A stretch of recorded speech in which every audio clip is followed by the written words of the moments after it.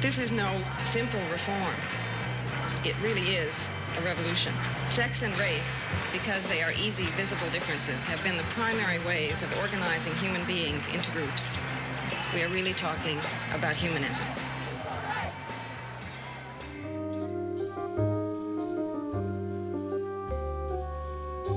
You take it, break it, share it, and love it. In terms of anthropology, when females of any species are given the choice of promoting their own self-interest or sacrificing for children, or just as much or more are going to choose their own self-interest. So we have the idea of the sacrificing martyred mother because that's a cherished notion in a patriarchy. The more patriarchal the culture, the more likely for us to be told that the good woman is one who has no needs of her own. Rumson's office has been vacant for some time. I think I should have it. It's yours. Really? You young women are very aggressive. Oh, I didn't mean to be impolite. No, it's cute. There are 30 men out there who didn't have the balls to ask me. We've got to unite in order to win the victory for freedom. There were two kinds of women in the civil rights movement. There were black women and there were white women, and the black women and the white women felt a different relationship to these issues. However, from what I can understand, the black women were as disgruntled as the white women. A number of the women in the civil rights movement and elsewhere began to aggressively and forthrightly work in terms of developing a women's movement to focus on women's rights. From the time I was a young teenager, I could feel these sort of forces of history accelerate. The women of America are marching, more of them in the East than anywhere else, marching for their rights. And yet, I could also feel young women were being kept to the side of these historical changes. Past august St. Patrick's Cathedral, seeing themselves aligned with blacks and other oppressed people of other times. Men were very prominent and women were explicitly put in a secondary role. And it's at that point that I began to notice the fact that women, although showing a lot of leadership in all these areas, were always hitting what we would now call a glass ceiling. Waves of feminism have always come parallel with the waves of the civil rights movements. In the late 1800s, the suffragists and the abolitionists rose together. Frederick Douglass was working hand in hand with Susan B. Anthony, and their movements were going at parallel paths at parallel times. There were a number of black leaders, such as Frederick Douglass, who was extremely supportive of women's rights in general, and black women in particular. After him, W.E.B. Du Bois. In other words, the historical leaders of the movement have always valued black women as political colleagues and partners. There were also black women who came out of the abolition of slavery movement. One of the most important was Sojourner Truth, because at the end of the Civil War, there was a decision to be made whether or not black men would be given the vote. Black women fought very hard to help black men get their vote. They also fought very hard to help women get the vote in 1921. And out of that came the first wave of feminism, which was let's get women the vote, let's get women the civil rights. We don't get the vote until 1920. The next huge emergence of feminism is during those civil rights movements in the 60s and 70s. They wind up in Central Park to listen to Gloria Steinem and other high priestesses of the movement. So the second wave of feminism sees liberal feminism and radical feminism really taking hold in a way that you could see the seeds planted in the 19th century, but in the 60s it becomes activism. Women, black people, Puerto Ricans, Mexicans, and all the minorities, that all of us must stand up together and say no more. It becomes not just theory, but actually practice. A great many of the women who became important feminists begun their career of activism as recruits of the civil rights movement. In the process of being in the civil rights movement, found themselves severely hampered by restrictions placed upon their ability to exercise power or to be taken seriously because they were women. And they found that the structure of the civil rights movement, although it was meant to change the status of people in favor of equality, nonetheless, they were expected to make coffee. They were expected to, some people say, sleep with male civil rights workers at will. They were expected to take a back seat at any time in which it was needed to represent the goals. The publicity of the civil rights movement, the model of fighting against discrimination, the very word that we use, the name that we give, we use the name sexism to name that problem, was a word that didn't exist in this period. And when it was invented in the late 60s, it was a deliberate imitation of racism. There's racism and then there's sexism. We would not have had a women's movement in the way that we did, that was so utterly widespread and transforming, had there not been a civil rights movement. You know, what they were supposed to do with their day after they cleaned and did all the laundry and prepared the meals and all of that, what they were supposed to do was get involved civically. Join the PTA, join the library board, join the garden club, whatever. And what they started doing also was getting involved in the civil rights movement, especially younger women on college campuses because of the draft. And so these women were politically mobilized around civil rights. An enormous number of young women went south in 1964 in the Freedom Rides. Did you ever really plan on going down south? How could you ask that? This just came up.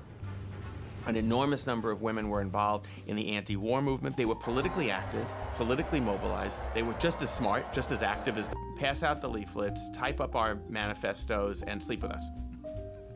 Just because you are a liberal male doesn't mean that you're not sexist. And so for those women in the 60s that realized that the liberal males were just as sexist as the conservative, as the man that they were fighting against, there was a reaction against that and a kind of a break-off and a formation then of a feminist movement that was going to be separate and specifically about women. I was involved in the student movement, and I was involved in the anti-war movement, the civil rights movement, and my girlfriend, sure enough, typed my speeches. You know, and I felt like, okay, you know, and she said at one point, oh, and she was the head of the women's, the women's liberation group on her campus, right? But she still typed my speeches. And then one day she sort of said to me, she said, I'm not typing your speech anymore. She said, you're just like them. And I thought, oh, really? You know, but I'm one of the good guys. Well, no, you're not, you know. And so gradually, I think that women were politically mobilized to sort of come back into their own relationships, you know, the personal is political, and say, this doesn't work here. You know, if I'm going to type your speech, you type mine. You can see all the kind of fragmenting that's occurring at that period is because people are seeing that this specific movement isn't addressing my needs. And of course, women of color also experiencing this both within the Black civil rights movement and then realizing I'm not necessarily being treated as an equal by the African-American men. In 1963, there was the March on Washington, which is a sore spot for Black feminists in general. There were a number of women who should have been allowed to speak, who were not allowed to speak because they were women. As the civil rights movement begins to raise questions of economic discrimination and inequality, not a name, sort of suppressed eagerness that women had for better pay and more job opportunity. Are you sure? I think the young, ambitious working woman then really had a lot to prove, really had to fight harder than anybody else. Workplace was a kind of homosocial arena. It was an all-male workplace. And when women were there, they were there in servicate, male-male interactions. They served the coffee, they served the drinks, they were hostesses, secretaries. They made sure that male-male interaction went with less friction because of the potential competitiveness of those interactions. He's really meeting with them. Why are they doing this? When women enter as equals, it transforms dramatically the relations between women and men. Oh, here are our miracle workers now. You know Pete Campbell, of course, your account executive if you choose to do business with us, and this handsome fellow is Don Draper, the best creative director in New York. Unless you have money and you own a company or you're the daughter of the department store owner, and you can, you know, call the shots. Pleasure to meet you. Oh, sorry about that. I'm Rachel Mencken. Oh, I'm sorry. I was expecting... You were expecting me to be a man. My father was, too. Unless you have some kind of privilege, you really have to fight very hard to not be a secretary or a telephone operator. In the 1960s, if you came to work for me, it was perfectly a legitimate question for me to ask you if you were married. And if you were married, I wouldn't hire you because I knew that you were about to have children. And if you weren't married, I'd say, are you going to get married? Do you plan on getting married? And these were not veiled questions about sexual orientation then. These were veiled questions about, am I going to be able to rely on you as in the workplace, because I know you're going to be a mom and then you're going to leave. So, Joni, I hear congratulations are in order. Yes. Marriage. Don't know why you'd want to join that club, baby. That's what women were facing. When they wanted to go to work, they were assumed to not be qualified because they were either not mothers, what's wrong with you, or gonna be mothers, or not married, or gonna get married, or married. All of these would be disqualifiers. Makes me sad. Just another reason not to come into work. I'm not going anywhere. Yes, you are. You'll see. One of the things that came along with the increased conservatism was the idea that women aren't about being sexually fulfilled as much as being fulfilled by family and domestic chores. Lady Chatterley's Lover, I finished it last night. Good to the last drop, right? I can see why I got banned. Have you read this, Peggy? I don't think that's a good idea. There's, this word in it a lot. I know the word, Joan.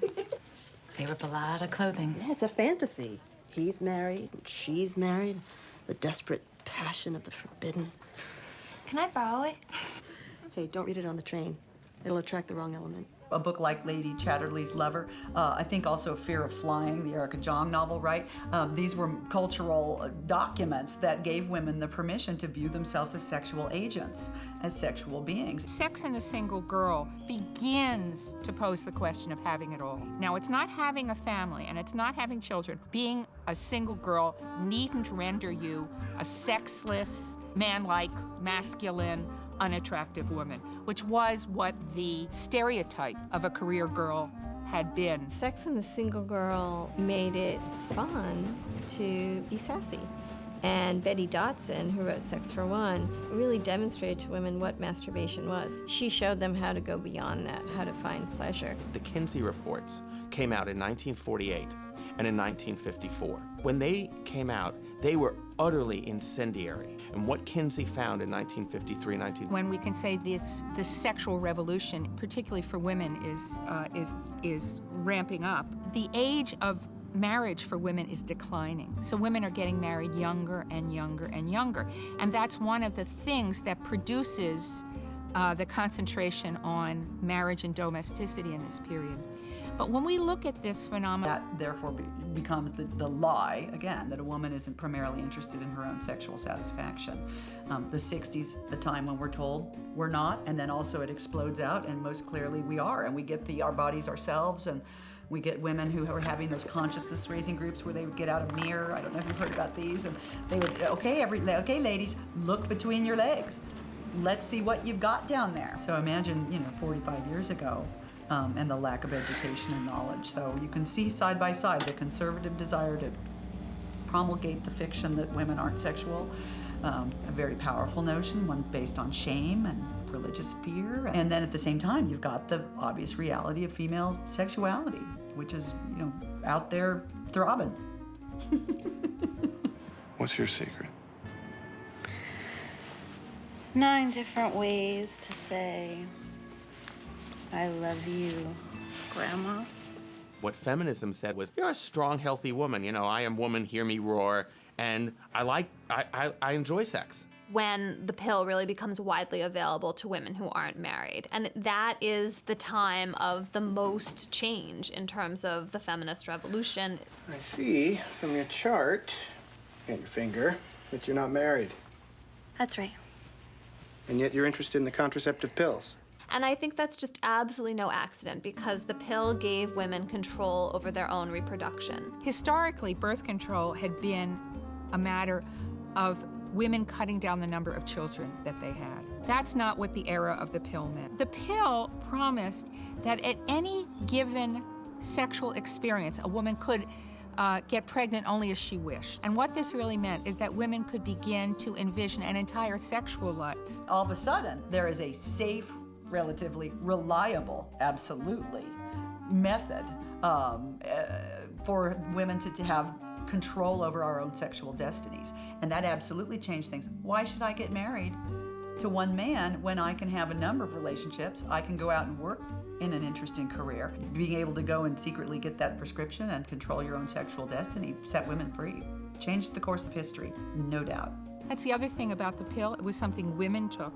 They had the control that a condom never gave them. I'm going to write you a prescription for Enavid. They're $11 a month, but don't think you have to go out and become the town pump just to get your money's worth. Excuse my French. The pill begins a process that has many steps after it. On the one hand, there is the rise of the abortion issue. Once you have that expectation that you are not going to get pregnant except when you want to, and then the 1 out of 100 times that you do, it's unacceptable, and that's when the issue of abortion becomes more and more public. I think if you were a woman of means in the 1960s and you needed an abortion and you were determined, you were going to find your way to an abortion. And you might find someone who was going to do a good job. You're going to have another baby. Oh. Really? Like any unregulated black market industry, there are just many fewer guarantees of that. And if you didn't have money, or if you didn't have a way into this kind of underground whisper community of women trying to help each other, then you really were stuck. I can't have a baby right now. Hearing the word abortion put fear in your belly because it wasn't a medical practice yet. It was still a back alley practice. It was still a practice of shame. No matter where the legal clinics were, it wasn't something that was part of the vernacular. They used the word abortion 30 times in 51 minutes. Why? Because they show one. Opening scene. Even though there were some clinics that were really performing a public service, there were also some doctors and healthcare professionals who were taking advantage of women and not treating them well and not making sure that the proper conditions were being met so that people were having a safe experience. If you were pregnant in the late 50s and early 60s and you weren't married, the first thing that came to you is like, holy fuck, what am I gonna do? What's my mother gonna say? What is my father going to do? How much shame have I brought to this family? I mean, that's what women thought. Nobody tells you this is not viable. I don't have the resources to go through with this pregnancy. Oh, okay, well, how can we help you, terminate would be a logical response. But in a patriarchy, that threatens the very idea that all we want is to bear men's children. And so it's such a clear attempt to keep control over us and our bodies and our destinies. You're never gonna get that corner office until you start treating Don as an equal. And no one will tell you this, but you can't be a man. Don't even try.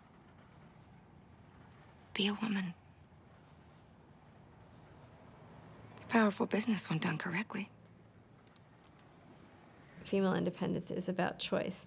That, of course, has tentacles. Feminism gets identified with its most radical, kind of man-hating moments. And when really, feminism is just about wanting women to have the same opportunities as men. All the ladies of the second wave were really trying to emphasize was we could be liberated from what kept us feminine. They weren't trying to belittle their femininity, but what they were trying to do was be seen as equals and not as sexual beings. I think female independence, for me, has been realizing there is a self in here who absolutely has desires and needs and wants, and they may not be in line with cultural approved roles for the female. It's economic choice, it's personal choice, it's sexual choice, and I'm not saying preference, it's choices. It's everything. It's emotional choice. It's what do I want to do with my life choice. Where do I want to live choice. It's all of that. It's being able to say what you want to do, make those choices, and then go for it.